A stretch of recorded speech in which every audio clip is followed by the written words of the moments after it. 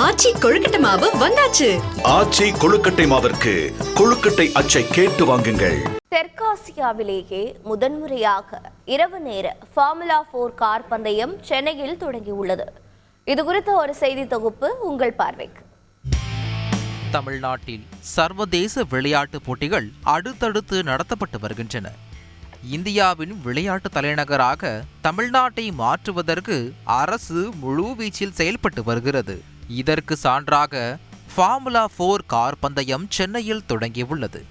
ஆம், தெற்காசியாவிலேயே முதன்முறையாக சென்னையில் இரவு நேர ஃபார்முலா 4 மற்றும் இந்தியாவின் ரேசிங் லீக் கார் பந்தயத்தை விளையாட்டு மேம்பாட்டுத்துறை அமைச்சர் உதயநிதி ஸ்டாலின் கொடியசைத்து தொடங்கி வைத்தார். முதல் நாளான நேற்று பந்தயம் நடத்துவதற்கான வழித்தடத்தையும் பாதுகாப்பையும் உறுதி செய்யும் வகையில் சர்வதேச மோட்டார் கூட்டமைப்பு ஆய்வு செய்து சான்றிதழ் வழங்க காலதாமதமானது. இதனால் பந்தயம் தொடங்கவும் தாமதம் ஏற்பட்டது. கார் பந்தயத்தை காண மக்கள் ஆர்வத்துடன் வருகை தந்திருந்த சூழலில் கால தாமதத்தை கடப்பதற்கு கார்களை வைத்து சாகச நிகழ்ச்சிகள் நடத்தப்பட்டன. இதனை மக்கள் வியப்புடன் கண்டுகளித்தனர்.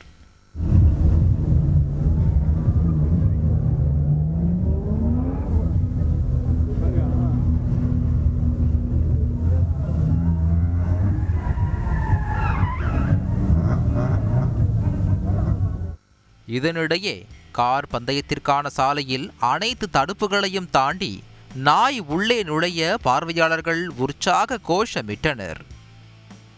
இறுதியில் FIA சான்று கிடைத்து நீண்ட நேர காத்திருப்புக்கு பின் ஃபார்முலா 4 கார் பந்தயம் தொடங்கியது. பந்தயத்தில் ஏற்பட்ட காலதாமதம் காரணமாக நேற்றைய தினம் பயிற்சி போட்டிகள் மட்டுமே நடைபெற்றன. பயிற்சி சுற்றில் கார்கள் சீறி பாய்ந்தன.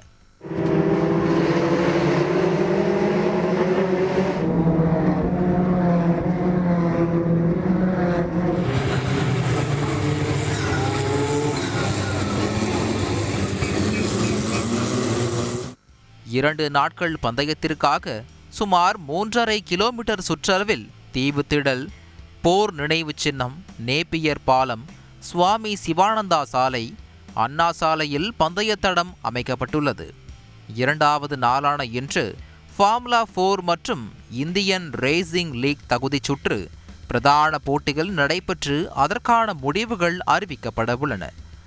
மழை, நீதிமன்றத்தில் தாக்கலான வழக்குகள் என பல்வேறு தடைகளை தாண்டி தொடங்கியுள்ள ஃபார்முலா 4 கார் பந்தயம் வெற்றிகரமாக முடிந்து தமிழ்நாட்டின் புகழ் மகுடத்தில் மற்றுமொரு மாணிக்கத்தை பதிக்க வேண்டும் என்பதே எல்லோரது எதிர்பார்ப்பு.